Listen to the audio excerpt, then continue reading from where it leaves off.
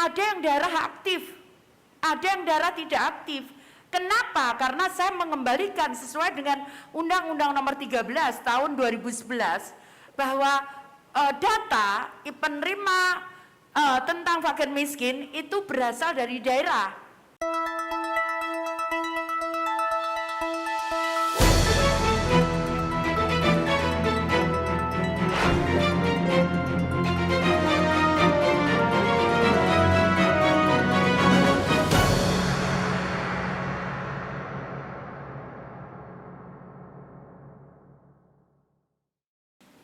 Terima kasih. Jadi tadi pertanyaan yang pertama tentang bagaimana mengantisipasinya ini. Jadi kita sudah bekerja sama yang pertama dengan Kejaksaan Agung dan Kepolisian untuk penyelesaian masalah-masalah, menangani masalah-masalah ini. Nah, yang kedua, jadi begini. Sebetulnya para pendamping ini sudah menerima gaji. Jadi mereka sudah menerima gaji. Dan kemudian artinya bahwa tidak ada alasan lagi mereka kemudian memotong untuk apapun. Karena mereka menerima gaji.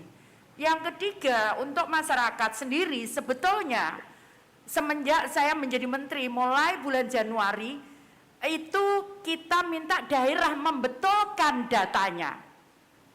Jadi ada kurang lebih 14 juta data itu yang dibetulkan oleh daerah.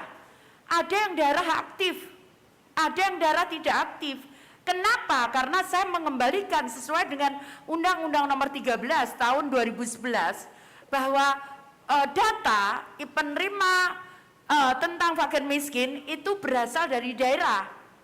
Jadi saya kembalikan itu sesuai dengan Undang-Undang Nomor 13 tahun 2011 tentang data untuk fakir miskin. Jadi itu kenapa kemudian kami meminta daerah untuk kalau memang kurang ya diusulkan saja.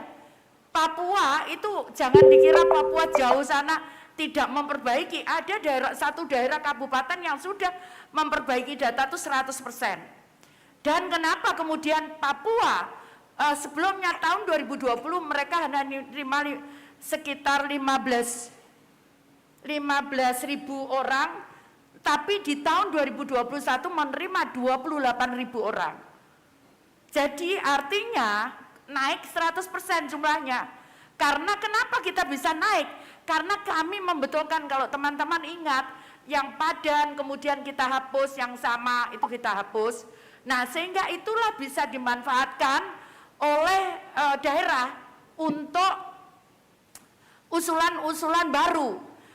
Saya tidak tahu persis yang surat yang dimaksud dari Jakarta, tapi yang jelas bahwa kemarin memang ada permintaan untuk menyalurkan lewat bank. Kemudian kita rapatkan, ternyata Bank DKI, kalau nggak salah minggu yang lalu apa 2 minggu yang lalu ya, 2 minggu yang lalu Bank DKI nyatakan tidak bisa karena harus membuat rekening baru, kemudian sehingga butuh waktu 1 bulan sampai 1,5 bulan.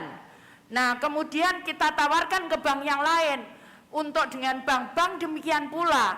Akhirnya kemudian kita tetap jalankan oleh PT Pos dan alhamdulillah sekarang sudah 95% untuk salurnya bantuan sosial tunai. Saya tidak tahu persisnya padan samanya tuh di mana, silakan komunikasi dengan kami, insya Allah kami akan buka semuanya, tidak ada yang kami tutupi.